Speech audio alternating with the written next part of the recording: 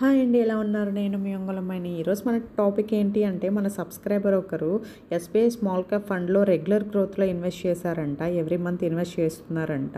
ఇట్లా స్టార్ట్ చేశానక్క, అవి కంటిన్యూ చేయొచ్చా లేదా అని చెప్పేసి మనల్ని అయితే అడుగుతున్నారు. నేను చెప్పేది ఏంటి అంటే, నేనైతే రెగ్యులర్ ఫండ్స్కి, రెగ్యులర్ గ్రోత్కి అయితే నేనైతే సజెస్ట్ చేయను. రెగ్యులర్ గ్రోత్కి ఎందుకు సజెస్ట్ చేయను అంటే, మన మ్యూచువల్ ఫండ్స్కి మధ్యలో డైరెక్ట్గా వాళ్ళు తీసుకెళ్ళి ఇన్వెస్ట్ చేయరనమాట. మధ్యలో మీడియేటర్స్కి ఉంటారు. వాళ్ళు ఇన్వెస్ట్ చేస్తూ ఉంటారు వాళ్ళకి నచ్చిన వాటిల్లో. దానికోసం వాళ్ళకి ఎక్స్ట్రా అమౌంట్ పే చేస్తూ ఉంటారనమాట. ఆ పే చేసే అమౌంట్ కూడా మన ఎక్స్పెన్స్ రేషియోలో మన దాని మీద పడుతుంది. ఎక్స్ట్రాగా అమౌంట్ పే చేయాల్సి వస్తుంది. అందుకోసం మనకు వచ్చే ఒక 100 రూపీస్ ప్రాఫిట్లో అందులో ఒక 10 రూపీసో 20 రూపీసో మనం మిస్ అవుతూ ఉంటాం కదా.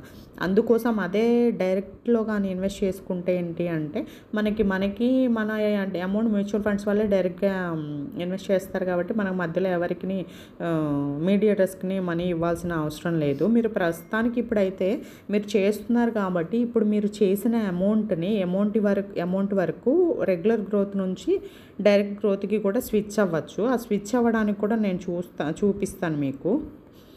ఇక్కడ మీరు డైరెక్ట్గా మీరు ఏ యాప్ అయితే యూజ్ చేస్తున్నారో ఆ యాప్లోకి వెళ్ళేసి మీరు చూసుకోవచ్చు. ఎలా స్విచ్ కొట్టాలి ఏంటి అన్నది మనకి క్లియర్గా ఇక్కడ చూపిస్తారనమాట. చూడండి, how can I switch from regular fund to direct fund and grow అని. అంటే ఇది గ్రో కాబట్టి గ్రోలో అన్నట్టు చూపిస్తుంది. ఇక్కడ ఉంటాయి అనమాట. ఇక్కడ మనకి ఏంటి వాట్ నెక్స్ట్ అన్నది కూడా ఇక్కడ క్లియర్గా చూపిస్తారు. దీన్ని బట్టి ఫాలో అయ్యి మనమైతే రెగ్యులర్ ఫండ్ నుంచి డైరెక్ట్ ఫండ్కి స్విచ్ అయితే కొట్టుకోవచ్చు.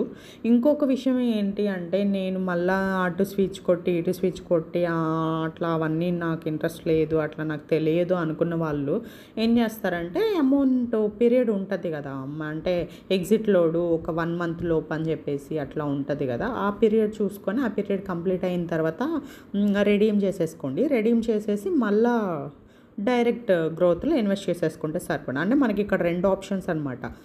స్విచ్ రెగ్యులర్ నుంచి డైరెక్ట్కి స్విచ్ అన్నా కొట్టచ్చు, లేదనుకుంటే రెడీమ్ చేసేసుకొని మళ్ళీ అయితే ఇన్వెస్ట్ చేసుకోవచ్చు. ఓకేనా, ఈ 2 ఆప్షన్స్.